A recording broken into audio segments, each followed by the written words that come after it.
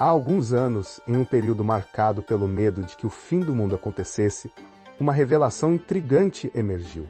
Chico Xavier, o célebre médium brasileiro, conversa com um amigo próximo, alguém digno de respeito e afeto, visões sobre acontecimentos futuros. Por muito tempo, esse confidente permaneceu em silêncio, até que decidiu revelar ao mundo o que lhe fora confiado, recorrendo à sua memória mediúnica. No entanto, é essencial refletir sobre essas profecias com o olhar crítico que a doutrina espírita nos oferece. Será que um espírito elevado como Emmanuel, guia de Chico Xavier, fixaria dados exatos para acontecimentos futuros? Na visão espírita, as profecias tendem a ser flexíveis, moldadas pelo livre-arbítrio humano, e não rígidas como um roteiro predeterminado.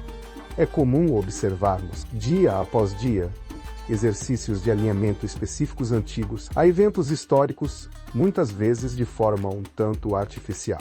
Pense na figura da besta do Apocalipse. Por exemplo, ao longo do tempo, nomes como Hitler, Mussolini e até Bin Laden foram apontados como a encarnação do número 666. As famosas profecias de Nostradamus, embora fascinantes, também excluem certa criatividade para se conectarem aos fatos. Isso sugere que o futuro não é uma linha fixa, mas sim um caminho que construímos com nossas escolhas. Um caso emblemático é o de Saulo de Tarso, inicialmente um perseguidor implacável dos cristãos. Ele parecia destinado a sufocar o cristianismo em seu berço.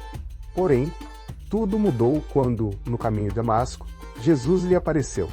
Daquele encontro nasceu Paulo, o apóstolo que levou a mensagem cristã além do Oriente Médio, transformando a história da humanidade. Sem essa escolha, sem essa virada, o mundo seria outro. Isso mostra como o livre-arbítrio pode redirecionar até o que parece resultar. Eu, particularmente, não acredito que as diferenças mais sombrias de Chico Xavier se concretizem. Apesar dos erros e tropeços, a humanidade parece buscar um rumo mais positivo. Nas palestras que acontecem pelo Brasil e pelo mundo, vemos uma quantidade impressionante de jovens ansiosos por orientação. O problema é que faltam líderes verdadeiros. Hoje, muitos líderes globais se destacam mais pela insensibilidade ou grosseria do que por valores como ética e nobreza. Um episódio triste ilustra isso. Certa vez, uma autoridade, durante um desfile religioso, abriu a mão de todos os presentes, exceto dos afrodescendentes. Os próprios participantes perceberam o preconceito e, em resposta, mudaram seus bastões de lado, evitando contato. Que tipo de exemplo isso oferece para as relações entre raças? Como esperar respeito mútuo quando os líderes envelhecem assim? Não há respaldo científico para a ideia de superioridade racial. A cor da pele não determinam o caráter, e o sangue de pessoas de diferentes raças é essencialmente o mesmo. O mito do sangue puro não se sustenta. Na verdade, a diversidade genética é vital para a saúde humana. Os samaritanos são um exemplo histórico disso. Casamentos restritos ao mesmo grupo reduziram sua população para cerca de 200 indivíduos, evidenciando os riscos da endogamia. Sobre a profecia de Chico Xavier, mantenho-me curioso, mas cético quanto à sua realização iminente. Na doutrina espírita, codificada por Allan Kardec, não há localização específica com dados. Em A Gênese, Kardec aborda a chegada de uma nova era, mas de forma ampla, sem soluções cronológicas.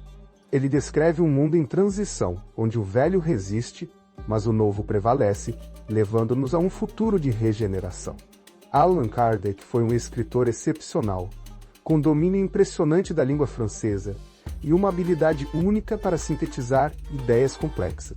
Suas obras, como o Livro dos Espíritos, são densas, mas ricas. Quando comecei no Espiritismo, descobri que frequentar sessões mediúnicas era suficiente. Um espírito, porém, me orientou a estudar o Livro dos Espíritos. Confesso que, ao pegá-lo, me desanimei. Era um volume grosso, sem figuras, bem diferente das histórias em quadrinhos que eu gostava. Mas persisti. E aos poucos, descobri sua profundidade. Um trecho que me marcou foi a questão 540 de O Livro dos Espíritos, que fala da evolução desde o átomo primitivo até o arcano. Essa visão, escrita no século XIX, ecoa ideias da física quântica moderna, mostrando como o Espiritismo estava à frente de seu tempo. Foi uma revelação que aumentou minha admiração por Kardec. A doutrina espírita traz respostas para os dilemas humanos e nos consola, libertando-nos da ignorância.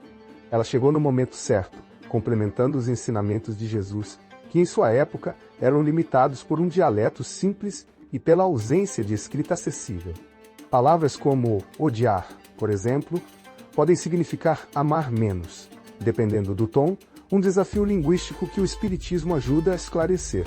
As variações de Chico Xavier despertam curiosidade e discussão, mas devem ser encaradas com discernimento à luz dos princípios espirituais. A transformação da humanidade não veio de datas marcadas ou eventos inevitáveis, mas do exercício do livre-arbítrio, da busca pelo conhecimento e da prática do amor e da caridade. Valores que Jesus ensinou e Kardec iluminou.